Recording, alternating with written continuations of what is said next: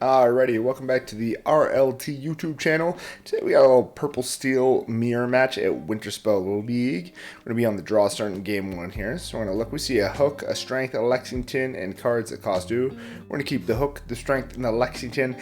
Unless you know the matchup, I don't think you need to keep the Lexington here. I understand this here 3 is on great. We don't have that 2 cost. Didn't have a lot we wanted to see. I think we could have drawn into a 3 cost. As we see here, we had the cat anyway, so didn't necessarily need it. Opponent's just going to go super basic in hook pass. We're going to do the same. Hook's the best card on the draw here for turn 1 in this mirror, so it's really not a bad place. Opponent won't want to see Powell's card, but that's why they're going to ink that Angel, go Chris Robin. So again, they're setting up for that 1, 2, 3 strength. So far, so good. We are going to ink the Genie 3 drop here because, simply put, we have the cat, it's better. We're gonna go double 1-drops. If we had more inkable issues in our hand here, we might go single 1-drops, but since we have inkable cards to get to 3 and then that dock, we have no worries. It's perfectly fine play. And they're gonna drop the GG, and GG's tough here because we cannot strength and sing it this turn, which is tough, so we're just gonna ink that hook, play the Lexington, keep it going. If they do have a character strength for the Lexington, we're gonna be in a little bit of a bad way here. Yes, we can trade out that GG back, but it's not necessarily what we want to see. And worst case, we're going to drop that Cheshire Cat next turn. So they do have the Genie, which is not the 4-drop we want to see them drop here. And they do have the strength. And this game is already going to start feeling rough here as the purple steel mirror goes. If the player on the play doesn't miss that open, it just pretty much makes it their game to lose as long as they fizzle. Or don't fizzle, should I say. And the player on the draw can't do some miraculous comeback mechanics here. But right now, the player on the play has all the momentum here. It's really their game to lose. And yeah, like realistically, we're going to most likely look to ink this Elsa here. We're going to play the Cheshire Cat this turn. And then next turn, it's simply going to be a matter of probably singing strength, playing that dock, and trying to move through it. Elsa really just doesn't fit the state of this game or hand right now, so it makes perfect sense. Our opponent's going to draw here. And again, if they have another strength, we are just in for so much trouble here. We're going to see them ink that Demona. Going to drop an Ursula Voice Stealer to exert the cat. That's a different looking Elsa, but again, that's equally bad. Gigi's going to go right through the cat here. And yeah, it's just tough because we can't sing that strength now. Our opponent is significantly wider than what we are. I think they should even contemplate questing the Christopher Robin at this point just because they can open up the hook, force better trades for us. And this fire the cannon is just not what we need here. Yes, we're going to be able to trade that something out. Most likely it's going to be the Genie in this situation. But yeah, so we see that Genie go. And yeah, we're going to take out the GG, leaving them with only 1 singer, which is where we want to be. Since that GG has damage on it, the Palace card does not die, which is nice. We're going to keep the hook and Olaf up, especially Olaf, since we have the dock in hand. Next turn, if that Olaf trades someone, we can bounce the dock back and see more cards. And our opponent goes guard dock, which is just, again, it's going to keep that momentum, keep the tempo in their favor, keep making it hard for us. That Ursula looks like he might have a song for it. Maybe he's thinking about trading through the Palace guard. I don't necessarily think that's going to be the case. I do think he might be looking to sing here, and if he does on anything, it would probably be the Captain Hook, as that's the only card really that threatens to trade anything meaningfully. Like Olaf can trade for certain things, but again, it's going to die no matter what it hits. So it's really a matter of, does he have the song for the Ursula here or not? If he does, might be in a bit of trouble. Looks maybe, yes, no, maybe. Looks like he's going to have it here. Yeah, strengths the hook. He's going to quest for 2. He should be taking out that guard there. Just make it a little harder to take it out. It's a quick trade.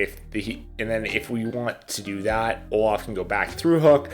But then all we have is what we play this turn, which is right now going to be a dock. Inking that Palace card, I understand they wanted to have 3 ink in case you drew a 3-drop, but at the same time, we're at such fixed value on cards right now. Maybe hold it. I think it's fine to ink it, though, just because it's not going to be the card that's going to help you claw back into this game, and being able to get a 3-drop out off that dock is a bit better. No complaints there. And again, throw the Olaf, bounce the dock, keep the gas going. Not a bad play. And Calhoun's going to be a great fighty body here. And next turn, it really just is as simple as we're going to play that Benja into a dock.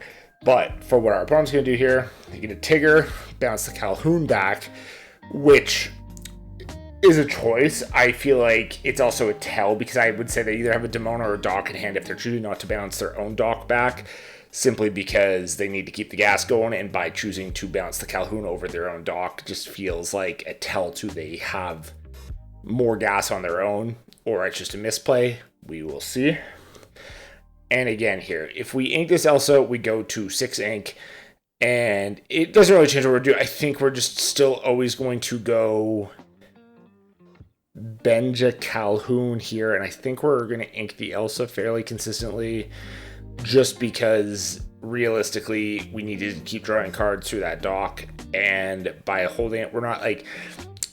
Not inking the Elsa here is pretty much saying there's a chance you want to play it, which means you're not going to Dock next turn, which I think is a mistake, because I think we're going to need to Dock to keep the gas going. I think hard committing Elsa to this next turn is just an overcommit of sorts. And a Thunderbolt. That is not a traditional purple steel card this format, but here we are. And yeah, he has that second Dock, which is exactly why he didn't take his own Dock back the first time. And really is just saying, hey, I have the momentum this game. I have a second Thunderbolt. I'm clear on everything. I'm questing everything.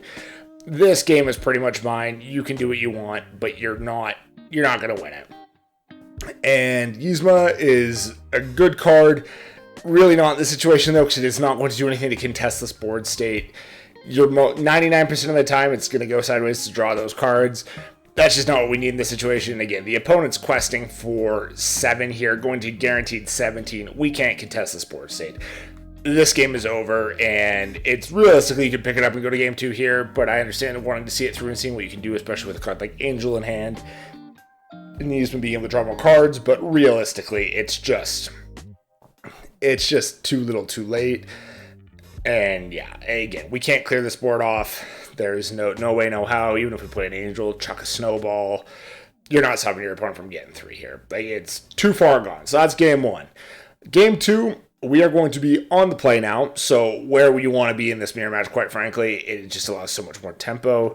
We take a look at our hand here. We see the best 1 cost in this matchup being the Palace Guard. We don't see a 2 cost, and we don't see that many. We do see a 2 cost actually with Christopher Robin. So I'd keep those 2, chuck the rest back. We're looking for a Strength or a Raging Fire in that. Just going 1, 2, 3 Strength in this mirror is really what you want to see. And it's just better if we see it. And we have 2 of the core pieces in the turn 1, turn 2. So now we're just looking for another one of our multiple turn 3s and the Strength. And so far we do not see the turn 3 or we do not see the Strength. I don't love this. I think to start here we'd be inking a Hades simply, or a Palace Guard, but there is the argument to keep a second Palace Guard just on the 3 ink turn currently. I would be keeping that Angel here personally, just because I do believe we don't have the 4 ink turn right now, and I think keeping 2 Hades, although very good card, a little short-sighted, and that's unfortunate. Drawing that 3rd Hades here is really tough. And we don't have a 3-drop. Now we don't have a 4-drop either. We have a turn 3 of playing 2 cards next turn, and then a big gap in our play lines, and our opponent now has that Calhoun down, to inhibit us from questing. And we see another 5-drop. I do think there's a world here in which I chuck 1 more Hades here and keep the Elsa just to make sure I have diversity in offering. Inking the Elsa here is understandable just because Hades is very good. Questing the Palace Guard here is fine. You say, hey, if your Calhoun wants to walk through here, I'm going to walk through your Calhoun. So it just forces your opponent into a little bit of a catch-22 choice here. But again, this is where I would have kept the Angel, because now we have 2 5-drops. We don't have a play for this turn. But we do draw one, and that's very fortunate, because this Yzma can come down. And now it's simply a matter of saying, hey, do you have the strength for this Yzma? If not, next turn I'm going to be able to reset and draw a bunch of cards. I don't need to do anything. I'm not forced into anything. But they do choose to quest here, and I do think that's an interesting choice, because outside of the strength, which is always going to hit the Yzma here, the opposing Purple Steel player has no way to exert their board, and I do think the Purple Steel player that just quested should have probably waited 1 more turn, see if they can get themselves into some better removal, set up for a more favorable questing turn, because now if the Purple Steel player with the GG on board potentially has a Thunderbolt, they could go hard cast Thunderbolt, say a Strength, and there's a lot of ways they could leave this game very suboptimal for the Purple Steel player who just quested their board there. And we do see that GG trade through. Calhoun takes another body, and we're going to see the Strength on the Yzma. And I think that's why that quest is just too premature there. I think it really just does leave you a little too susceptible to that counter trade, and it's not where you want to be. And we're going to ink the Demona. Hades on the Calhoun, again, buries it. It's not giving cards. You get to take out the GG, which again is great, but your opponent has 4 cards in hand, you have none. And unless you are able to draw some gas here off the top and keep them behind, it's tough. They drop a Genie. We don't have a response for that. That Genie might just be able to run away with the game depending on what we draw here.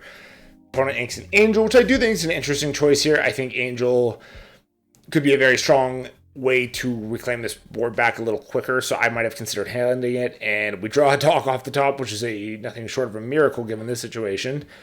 I do think there's a world in which potentially you could look to play cannons there and take the guard off board, but I understand just taking the Lexington on there, saying, hey, if you choose to make that Genie go sideways, I'm going to take it out. It's probably the better play, so I'm fully on board with that.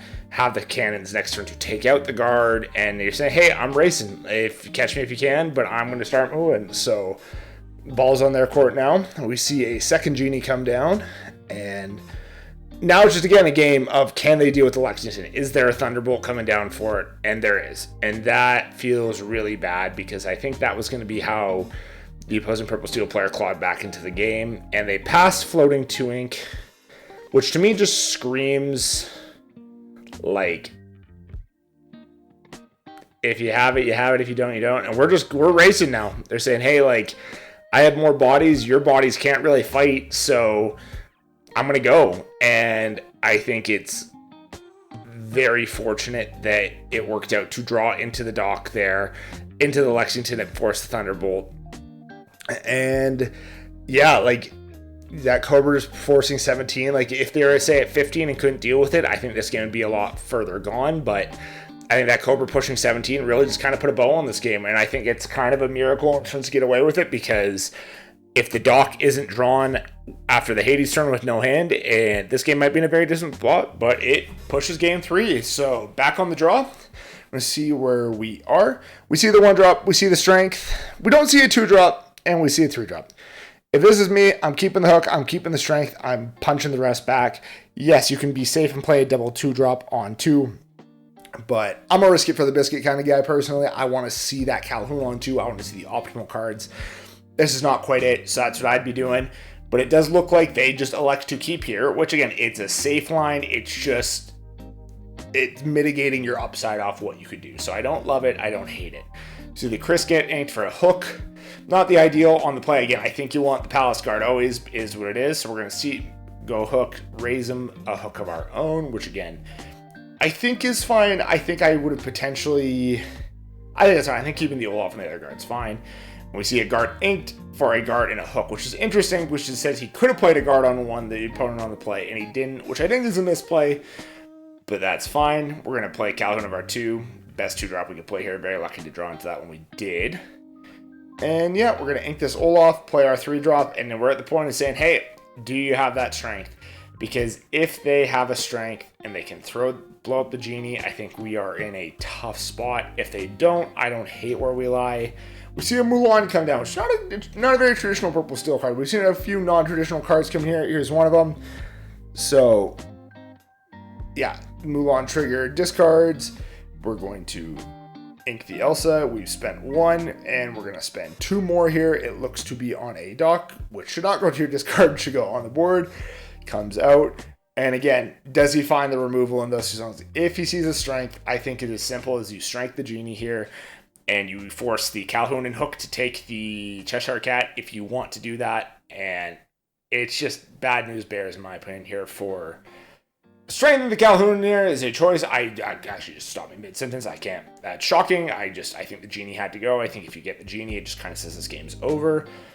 But he doesn't take out the Singer, and that's just a choice made. And we see Genie get inked. We see Yzma come down.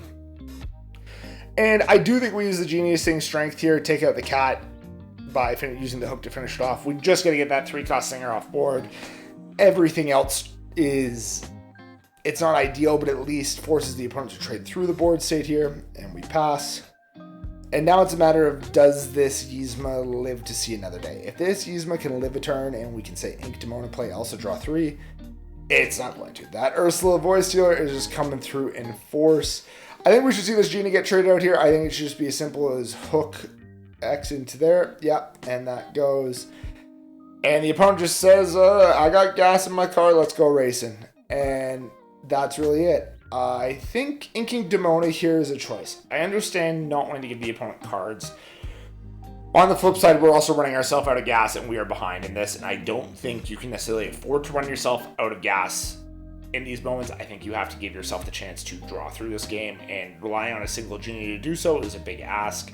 I understand wanting to play also this turn to take one thing up board. I do think you could have just Genie to draw a card and maybe had a better rank than that Demona and done it. And yeah, that also just gets strength. It's removal after removal after removal. And we see the Genie come down anyways. We see the Benja get Ink to play the Christopher Robin. I do think there's a world in which we just hold off on playing that Christopher Robin for a turn.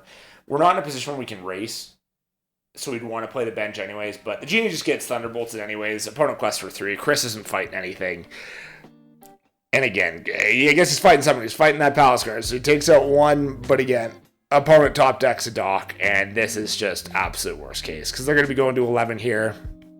And yes, Hook can trade through something, but it's just a slow burn at this point. To as long as the opponent doesn't run out of gas, we're probably in trouble. We do see another Genie here into a Cheshire Cat. It's unfortunate we can't play it this turn.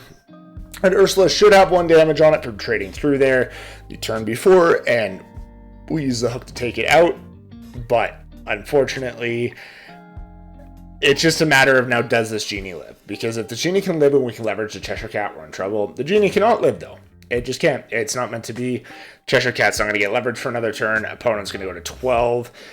They're safely going to get to 15 next turn, and then it's just a matter again of like, can they keep the gas alive? We go Heron, Cat, and again, this can be a good combo to trade through some things, do some damage. Opponent gets 2 off the Cobra here though. They just got to push to 17 and pretty much say like, interesting choice. I think I would have just pushed all the way there to 17 and said, hey, if you have it, you have it. If you don't, you don't. But I'm going to hit the gas because realistically, you can only trade out 2 things this turn. I go to 19, and then we are just moving from here. Opponent draws a card. Quest 3, we have to assume it's probably a Cobra, because if it's anything else, there's a real good chance they're playing it this turn. Take out that Dumbo. Flashes the Cobra, shows it. GG. Again, Purple Steel on the play when it sees removal and does not run out of draw is just so OP. So yeah, that's this week's gameplay. If you enjoyed, leave a comment. Let us know what you like. Let us know what you didn't like. Subscribe. Let us know what you want to see next on the channel, and we'll see you in the next one. Peace.